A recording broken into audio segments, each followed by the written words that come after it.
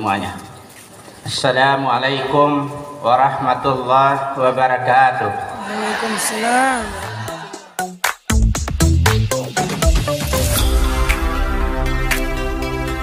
Barnamijul Khamis Syarhil Quran min ukhtina Khoisha Anamatufa wa ahwatuha fa'alayhinna falyatafaddalna mashkura.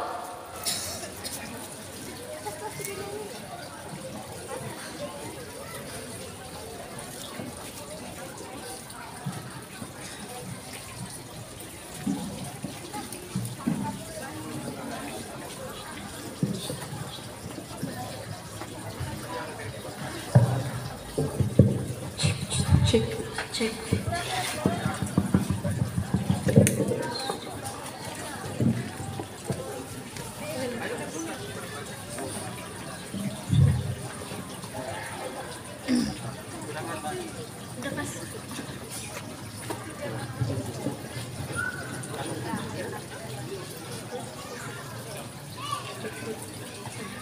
Assalamualaikum warahmatullahi wabarakatuh.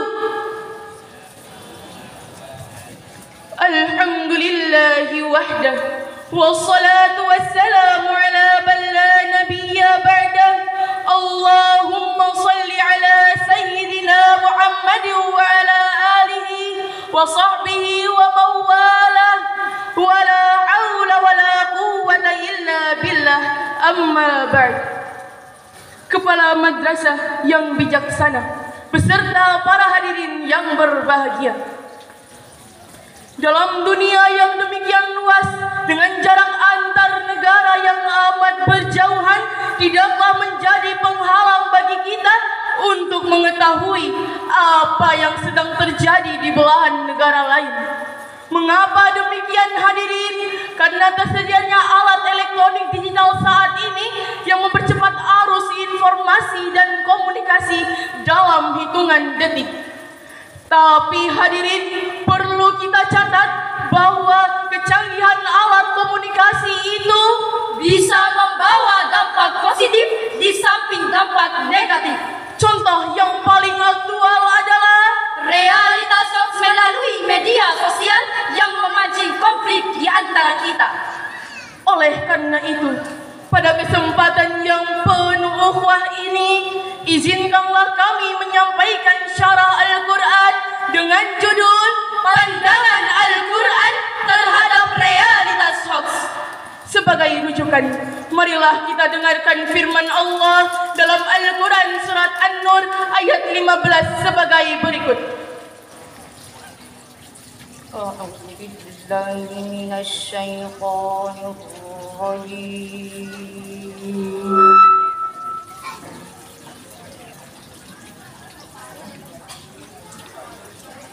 Bismillahirrahmanirrahim.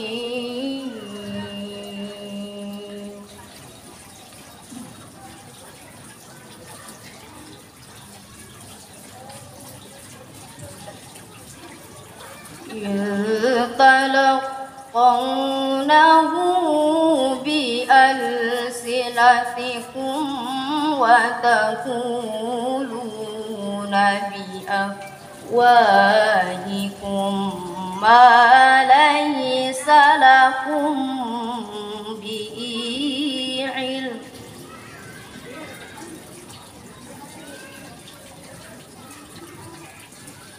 Wa taquluna biafwahikum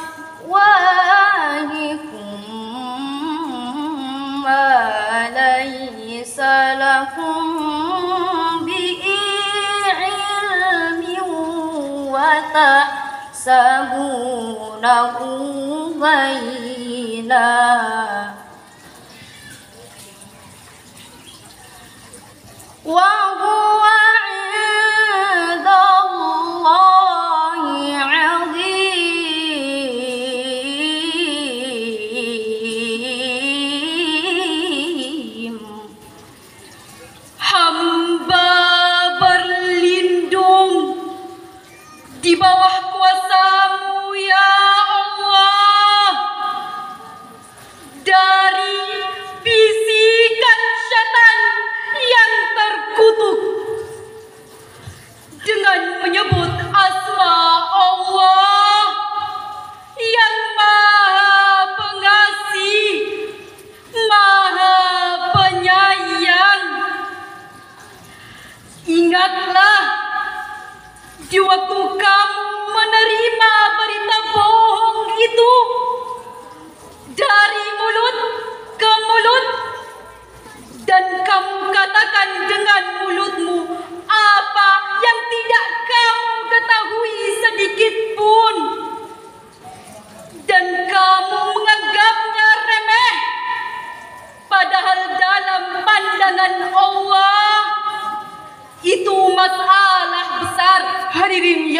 berbahagia. Dalam kitab Al-Mukhtasar fi Tafsiril Qur'anil Karim yang ditulis oleh sejumlah ahli tafsir dan diterbitkan oleh Pusat Tafsir untuk Studi Al-Quran Saudi Arabia, dijelaskan bahwa ayat ini memberi teguran kepada orang-orang muslim yang menyebarkan berita yang tidak jelas kebenarannya. Allah Subhanahu wa taala mengingatkan kita, jangan sekali-kali memandang penyebaran berita bohong itu masalah yang kecil dan remeh. Ketahuilah bahwa itu adalah masalah besar. Sebuah survei yang dilakukan oleh masyarakat telematika Indonesia pada tanggal 17 Februari 2022 melaporkan bahwa Indonesia merupakan negara yang sedang menghadapi masalah serius terkait dengan penyebaran berita palsu melalui media sosial, dan hampir 40% isi media sosial itu adalah Berita palsu. Memang hadirin, dalam pasal 28 Undang-Undang Dasar 1945 disebutkan setiap orang berhak atas kebebasan berserikat, berkumpul dan mengeluarkan pendapat. Tapi hak mengeluarkan pendapat ini bukanlah kebebasan mutlak, Bukan bebas seperti kita berteriak di tengah hutan, melainkan kebebasan itu dibatasi oleh kewajiban kita dalam menjaga kehormatan, keharmonisan, serta kesatuan bangsa dan negara. Dengan demikian, kebebasan itu adalah Kebebasan yang harus dipertanggungjawabkan. hadirin. Para produsen hoax itu amatlah keterlaluan.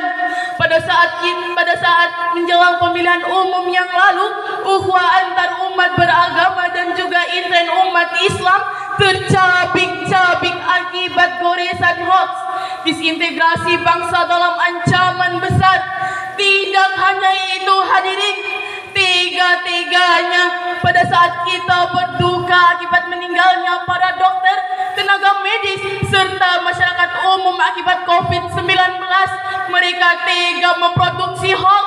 Mereka menari-nari di atas mayat korban COVID-19 dengan terus-menerus menyebarkan berita palsu tentang COVID-19. Bahkan memprovokasi orang untuk melawan pemerintah yang telah memeras otak dan keringat serta mengeluarkan triliunan rupiah untuk mengatasinya. Itulah realitas yang kita alami. Oleh karenanya kita harus bertindak, kita harus bergerak, Tidak boleh berpangku tangan. kita harus bahu-membahu melawan hoax. Setuju hadirin? Jadi jelaslah, kejahatan berita palsu itu benar-benar ada dalam realitas masyarakat kita dan dampak negatifnya sangatlah besar, yaitu Pertama, menyesatkan dan membodohi masyarakat, bahkan merusak persatuan dan kesatuan bangsa. Dan yang kedua, mengganggu jalannya program-program pemerintah yang telah disepakati bersama legislatif. Untuk itu, marilah kita dengarkan firman Allah dalam Al-Quran surat Al-Hujurat ayat 6 sebagai berikut. Ya ayyuhalladzina amanu in ja'akum fasiqun binaba'in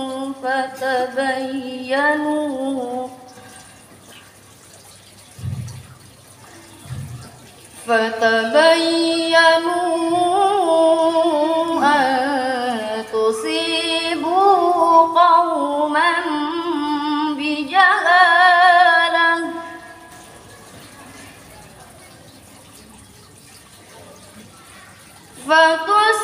فتصبحوا على ما فعلتم ناذرين.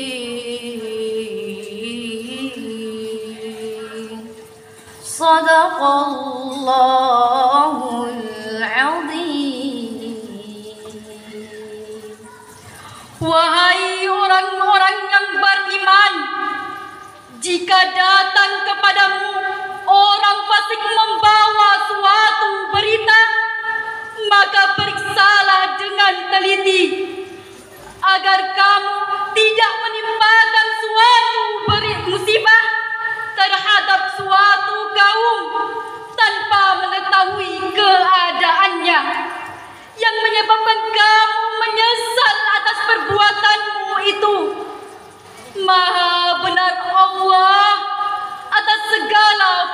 karunia, dan dialah yang maha agung.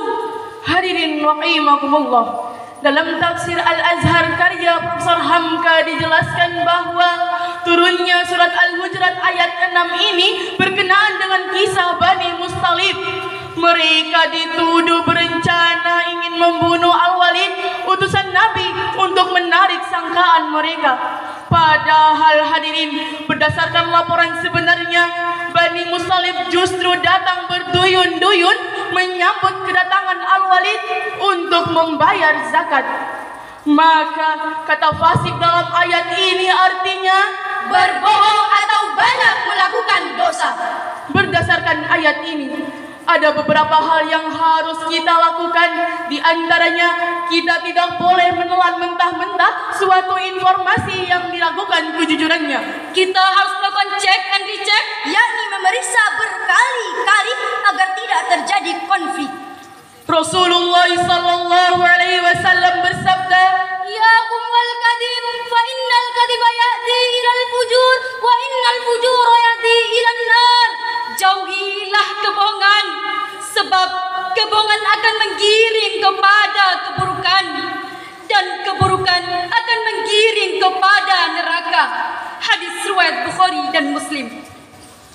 Gadis cantik berselendang sutra, Gelang dan antingnya berkilauan. waspadalah berita yang ada, teliti dahulu sebelum disebarkan. Syukran jazilan ala ihtimamikum wal afu min